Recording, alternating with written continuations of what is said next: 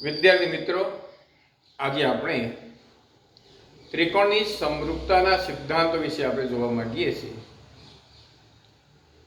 તો આપણે આના આગળના એપિસોડમાં બે ત્રિકોણો સમરૂપ બને એની આપણે શરતો જોઈ. બે ત્રિકોણો ક્યારે સમરૂપ બને એ આપણે જોયું.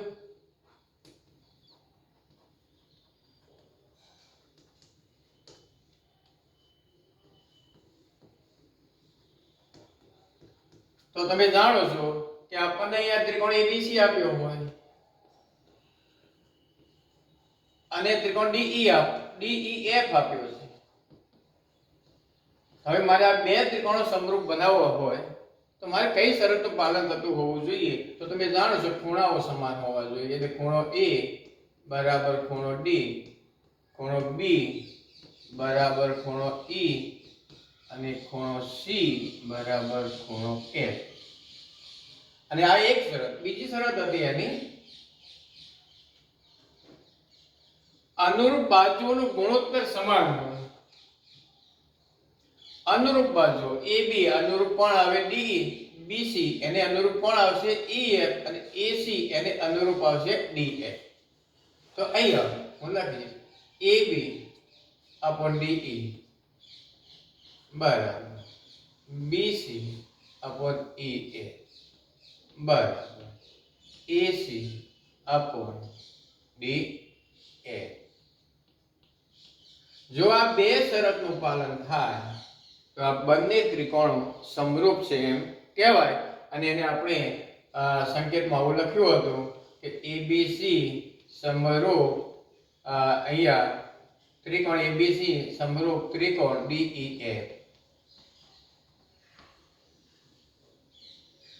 હવે વિદ્યાર્થી મિત્રો, કે આ શરત પ્રમાણે આપણે આને આ રીતે લખી શક્યા કે માનો કે આવી શરત આપણને આપી હોય કે ખૂણો A બરાબર ખૂણો E, ખૂણો B બરાબર ખૂણો F અને ખૂણો C બરાબર ખૂણો D.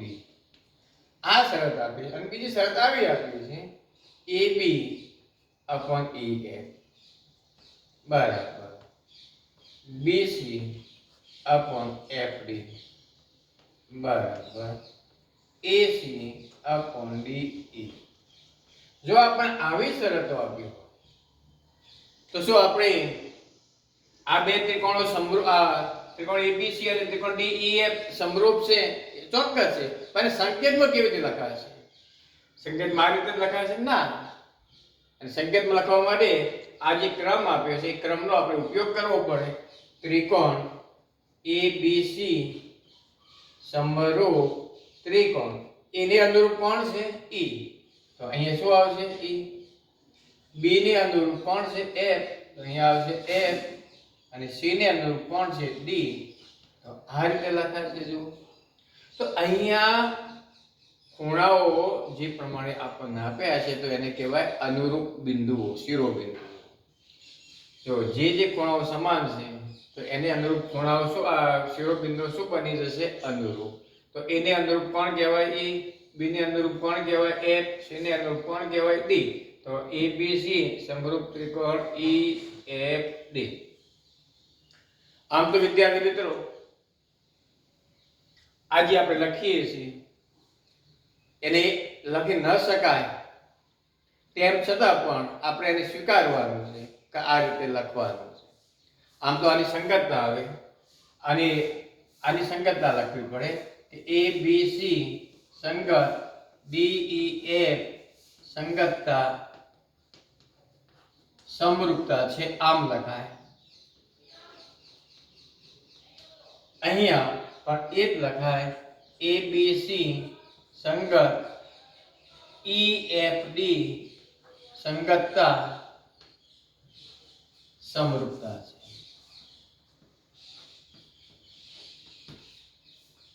સાચું આ લખાય પણ આપણને આનો ઉપયોગ કરવાનો નથી. તમે ટૂંકમાં સમજી શકો એ માટે એને સીધું જ અહીંયા એના ક્રમ જે આપી દીધા છે. આમ ક્રમ અહીંયા લખી શકાય અને નીચે તો ખાલી એવું જ લખાય ત્રિકોણ ABC અને ત્રિકોણ DEF સમરૂપ ત્રિકોણો છે એમ જ લખાય. જેવું આપણને અહીંયા આપ્યું છે એ જ આપણે લખી શકીએ. પણ આપણે આ વસ્તુનો આપણે ઉપયોગ અહીંયા કરવાનો નથી. અહીંયા સીધી સમરૂપતાનો આપણે ઉપયોગ કરવાનો છે. ત્યારે આપણે આ જે ત્રણ શિરોબિંદુઓ છે એ અનુરૂપ હોવા જોઈએ એનો આપણે ખ્યાલ રાખવાનો રહેશે. હવે આપણને એમ થાય શરતો ઉપર આપણે જતા રહીએ છીએ.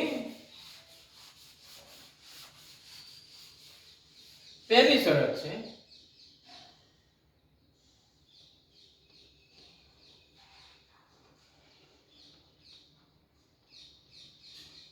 સિદ્ધાંત, જેને આપણે શરત કહીશું પહેલો. હવે તમે અહીંયા જાણો છો એક ત્રિકોણના ત્રણેય ખૂણાઓ બીજા ત્રિકોણના અનુરૂપ ખૂણાઓ સાથે સમાન છે. જો આ સમાન હોય તો તેમને અનુરૂપ બાજુઓનો ગુણોત્તર પણ સમાન બને. જો આ બે શરતનું પાલન થવું, એકનું પાલન થાય એટલે બીજાનું આપોઆપ પાલન થાય. સમજી લો. પહેલા આ એક શરતનું પાલન થાય તો બીજી શરત આપોઆપ પાલન થતી જ હોય છે. તો આપણને માત્ર આટલું જ આપ્યું હોય, તમને એમ કહ્યું હોય કે એક ત્રિકોણના ત્રણેય ખૂણાઓ બીજા ત્રિકોણના અનુરૂપ ખૂણાઓ સાથે એકરૂપ છે, તો તે બે ત્રિકોણો સમરૂપ છે. તો ચોક્કસ સાચી વાત છે. અને એને અનુરૂપ બાજુઓનો ગુણોત્તર પણ કેવો મળે આપણને? સમાન મળે. તો આ પહેલો પ્રમેય છે, આ સમરૂપતાનો સિદ્ધાંત છે. તો એ લખું છું. એક ત્રિકોણના ત્રણેય ખૂણાઓ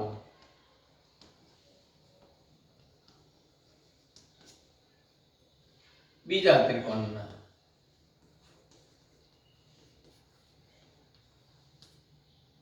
અનુરૂપ ખૂણાઓ સાથે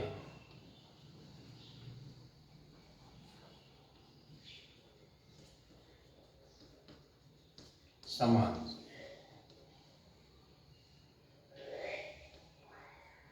જો આ આપણી પહેલી શરત. જો આટલું જ આપણને આપ્યું હોય તો તેમને અનુરૂપ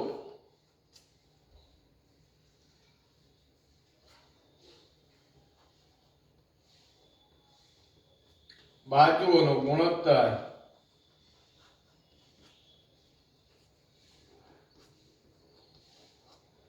સમાન તથા બંને ત્રિકોણો સમરૂપ ત્રિકોણો છે.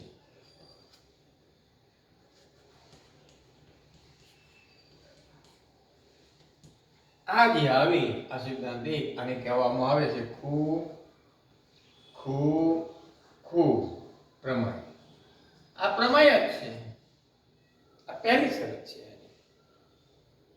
તો અહીંયા આપણે શું વિચાર્યું કે એક ત્રિકોણના ત્રણેય ખૂણાઓ બીજા ત્રિકોણના અનુરૂપ ખૂણાઓ ને એકરૂપ હોય. આ આપણને આપેલી શરત છે. તો તેમને અનુરૂપ બાજુઓનો ગુણોત્તર પણ કેવો બની જાય? સમાન બની જાય. એટલે આ આપણને આપેલી હોય તો આપોઆપ સમાન થઈ જાય છે. અને આવા બંને ત્રિકોણ કેવા બની જાય છે? સમરૂપ બને છે. અને આ જે સિદ્ધાંત છે એને શું કહેવામાં આવે છે? ખૂ પ્રમેય. તો ઉદાહરણમાં આપણે જોવું હોય તો આપણે જોઈ શકીએ કે અહીંયા આપણને ત્રિકોણ ABC આપ્યો છે.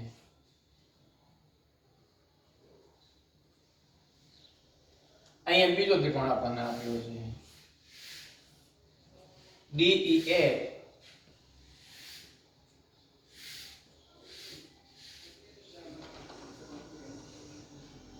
તો હવે જુઓ AB નું આ ખૂણા A નું માપ આપણને આપ્યું છે 50. આનું માપ આપણને આપ્યું છે 60 અને આનું માપ આપણને આપ્યું છે 70. તો એવું જ અહીંયા પણ છે. આનું માપ 70 આપ્યું છે, આનું માપ 50 છે અને આનું માપ 60 છે. તો હવે તમે આ માપી લો અને આ માપો એનો ગુણોત્તર નક્કી કરો. એ જ પ્રમાણે BC નું માપ માપી લો, EF નું માપ માપી લો, એનો ગુણોત્તર નક્કી કરો. AC નું માપ માપી લો અને DF નું માપ માપી લો, એનો ગુણોત્તર નક્કી કરો. તો બધા જ ગુણોત્તરના મૂલ્યો કેવા મળશે? આપણને સરખા મળશે. એટલે આપણે અહીંયા આ પ્રવૃત્તિ કરતા નથી, પણ તમને સમજાવું છું કે તમારે આ માપવાનું છે.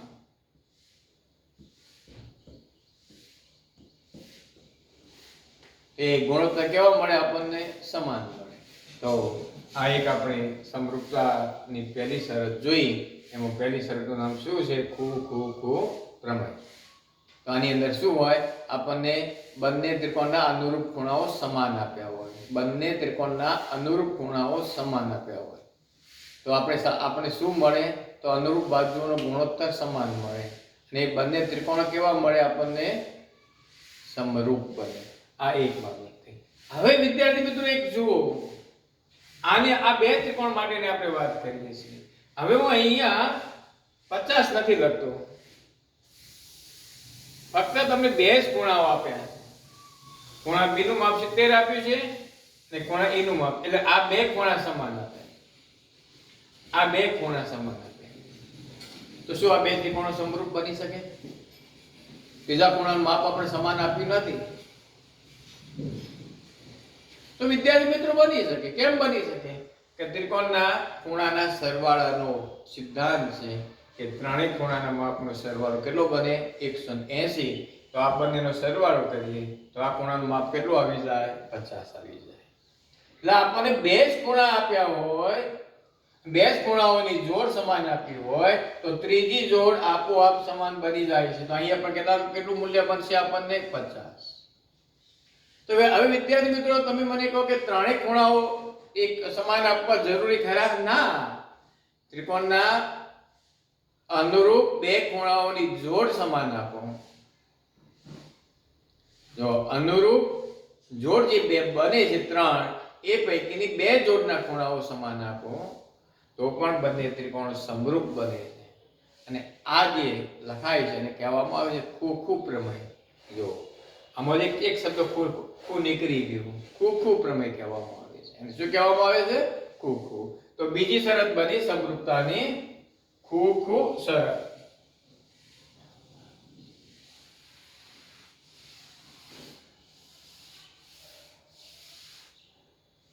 આ બીજી શરત.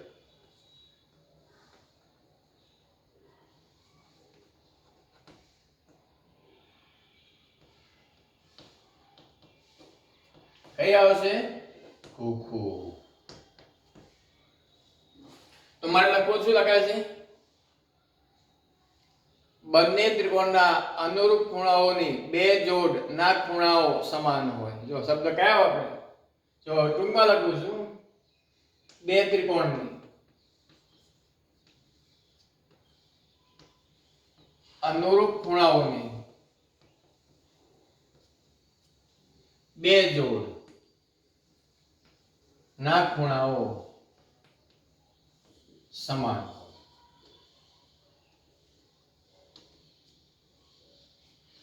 તો તે બે ત્રિકોણો સમરૂપ ત્રિકોણો બનશે. તો તે બે ત્રિકોણો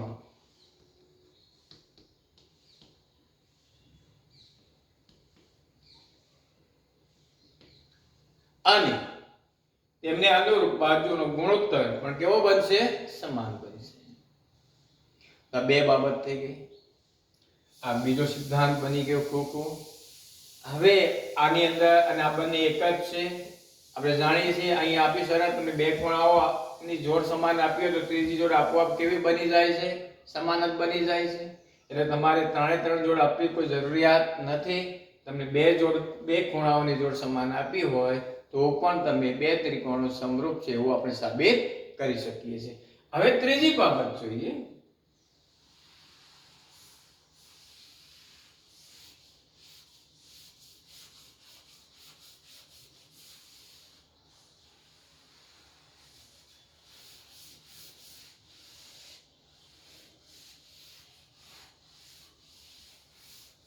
હવે જોયું હતું કે ત્રિકોણની સમરૂપતાની બે શરતો અનુરૂપ ખૂણાઓ સમાન હોય અને અનુરૂપ બાજુઓનો ગુણોત્તર સમાન હોય. જો આપણને અનુરૂપ બાજુઓનો ગુણોત્તર સમાન હોય એટલું જ આપેલું હોય, ખૂણાઓ સમાન ન આપ્યા હોય તો પણ બે ત્રિકોણો સમરૂપ બને.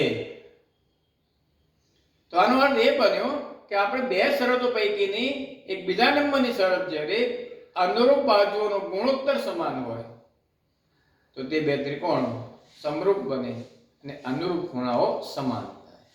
આ જે પ્રમેય રહ્યો એને કહેવામાં આવે છે બા બા બા પ્રમેય.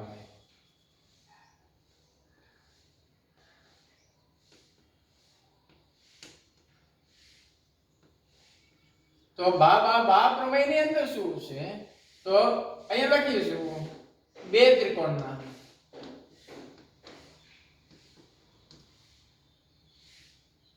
અનુરૂપ બાજુ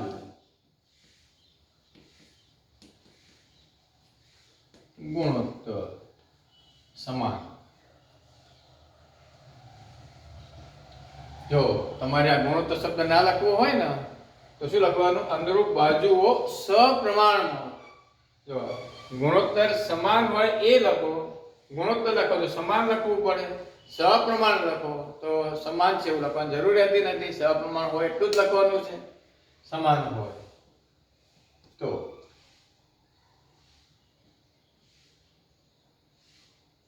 તેમના અનુરૂપ ખૂણાઓ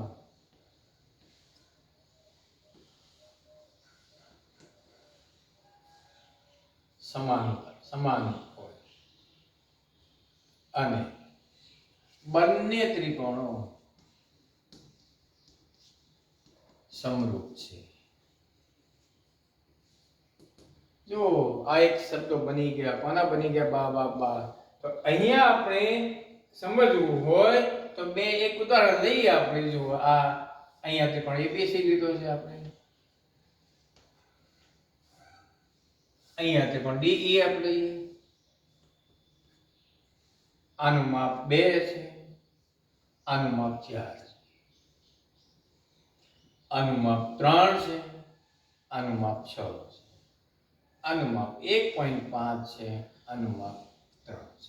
હવે વિદ્યાર્થી મિત્રો, જો મેં અહીંયા થોડુંક તમારે વધારે સમજ પડે એટલા માટે મેં થોડા બાજુઓ ચેન્જ કરી છે. અનુરૂપ બાજુ મેં અલગ લખી છે. જુઓ હવે આ AB, હવે 2/6 કરો ગુણોત્તર કેટલો આવે? 1/3 આવે. હવે 1.5/4 કરો ગુણોત્તર કેટલો આવે? 1/6 ના આવે, 1/3 ના આવે. હવે 3 અને 3 નો ગુણોત્તર 1 હવે ના આવે. તો અહીંયા આપણે જોવાનું છે કે કઈ બાજુઓ અનુરૂપ છે. તો અહીંયા જુઓ AB, એને અનુરૂપ બાજુ શું મળે છે? DF. કેમ 2 અને 4 નો ગુણોત્તર કેટલો મળે? 1/2. 3 અને 6 નો ગુણોત્તર કેટલો મળે? 1/2. 1.5 અને 3 નો ગુણોત્તર કેટલો મળે? 1/2. તો આ તમારે શોધવાનું છે અને પછી તમારે આ લખવાનું છે. એવું નહીં લખી દેવાનું AB/DE, BC/EF, AC/DF એ નહીં લખી દેવાનું. અહીં માપ આપેલા છે. માપને ધ્યાનમાં રાખીને તમારે કઈ બાજુઓ અનુરૂપ બને છે અને એનો ગુણોત્તર તમારે લખવાનો છે. તો AB/DE, AB/DA તો કેટલો આવશે? 2/4 બરાબર 1/2. હવે એ પ્રમાણે BC/DE લઈએ. 3/6 બરાબર 1/2. જો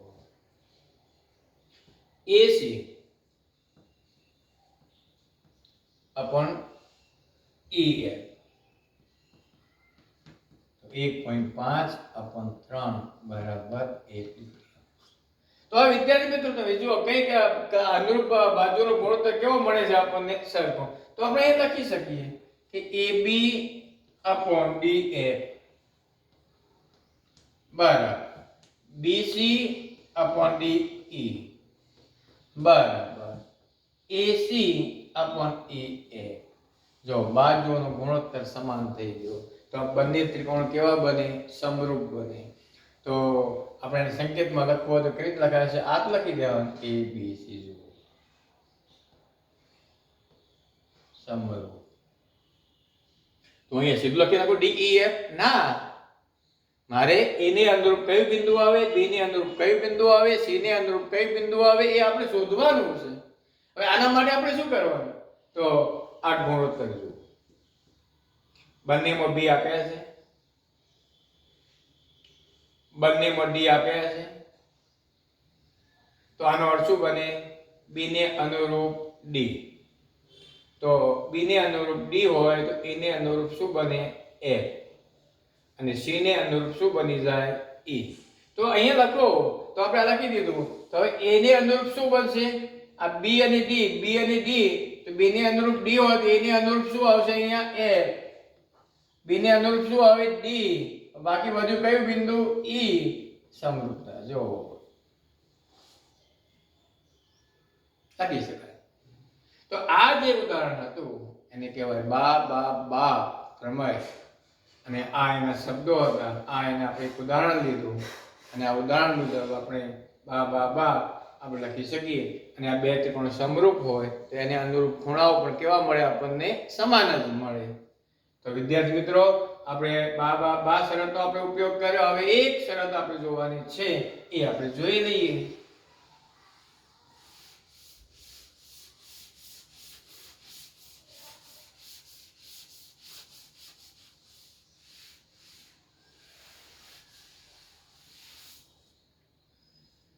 નંબર 4 બા ખુબા. જો હવે આમાં શું છે? બે ત્રિકોણના અનુરૂપ ખૂણાઓ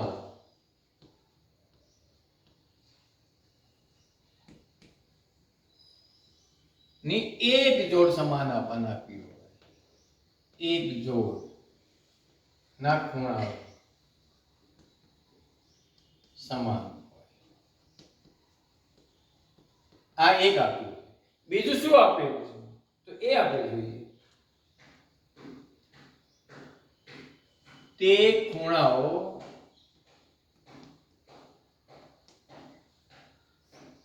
જે બાજુઓના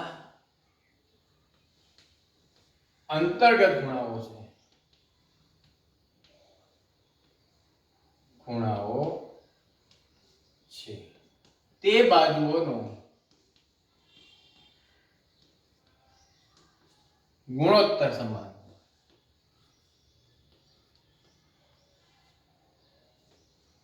ગુણોત્તર સમાન. તો તે બે ત્રિકોણો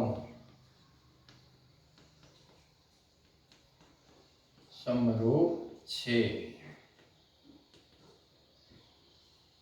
બરાબર વાંચો, જુઓ શું કહે છે? બે ત્રિકોણના અનુરૂપ ખૂણાની એક જોડ સમાન આપણને આપેલી છે.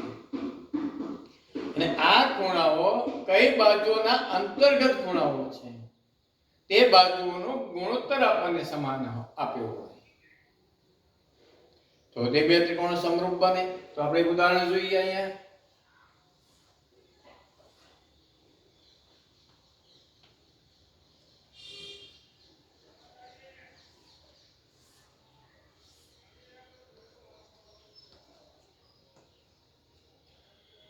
આપણને ખૂણો B એકરૂપ ખૂણો Q આપ્યો છે. જો ખૂણો B બરાબર ખૂણો Q આ અને આપ્યો છે. હવે ખૂણો B કઈ બે બાજુનો અંતર્ગત ખૂણો છે? AB અને BC. તો ખૂણો Q કઈ બે બાજુનો અંતર્ગત ખૂણો છે? PQ અને QR. તો અહીંયા AB અહીંયા PQ upon PQ બરાબર BC upon QR. જો આપણને આટલું જ આપ્યું હોય, ખૂણો B એકરૂપ ખૂણો Q આપ્યો હોય અને આની અંતર્ગત બાજુઓનો ગુણોત્તર આપણને સમાન આપ્યો હોય, AB અને PQ, BC અને QR નો ગુણોત્તર આપણને સમાન આપ્યો હોય તો પણ આપણે આ બંને ત્રિકોણોને સમરૂપ ત્રિકોણ છે એમ આપણે કહી શકીએ. બોલો વિદ્યાર્થી મિત્રો, આ હતી ત્રિકોણની સમરૂપતાની ના પ્રમેયો બોલો, એના સિદ્ધાંતો બોલો, એની શરતો બોલો.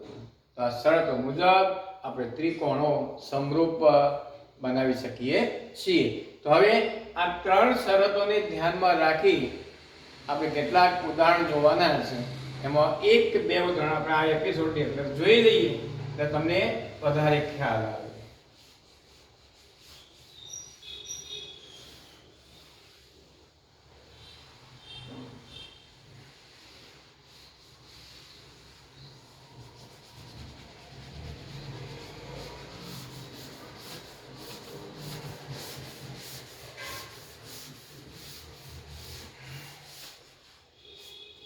તો જો એક આપણે લખીએ ત્રિકોણ ABC અને ત્રિકોણ PQR માટે ખૂણો A બરાબર ખૂણો Q, ખૂણો B બરાબર ખૂણો P અને ખૂણો C બરાબર ખૂણો R. તો કઈ શરત મુજબ બંને ત્રિકોણો સમરૂપ બને મુજબ કયા ત્રિકોણો કઈ શરત મુજબ બંને ત્રિકોણો સમરૂપ બને, જેને સંકેતમાં લખો.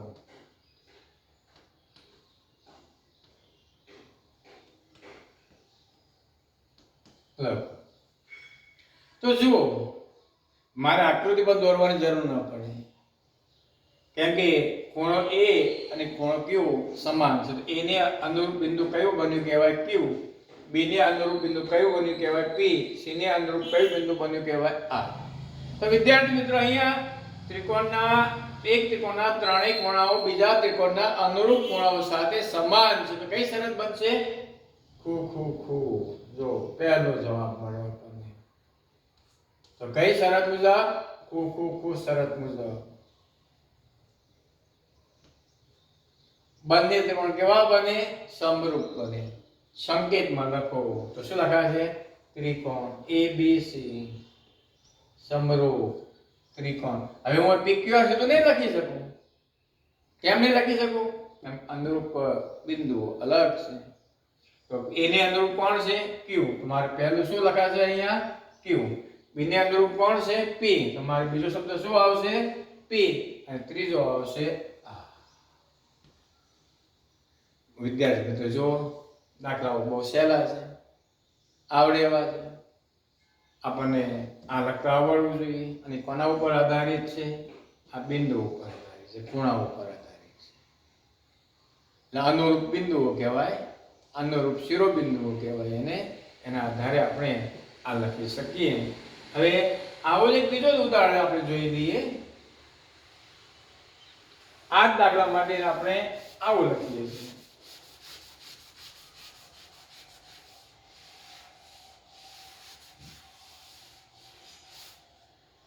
અહીંયા લખીને આપ્યું હોય આપણને AB upon QR બરાબર BC upon PQ, BC upon PQ અને AC upon PR. તો કઈ શરત મુજબ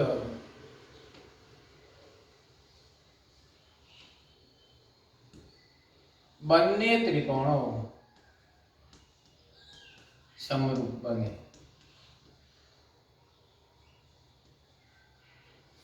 જેને સંકેતમાં લખો.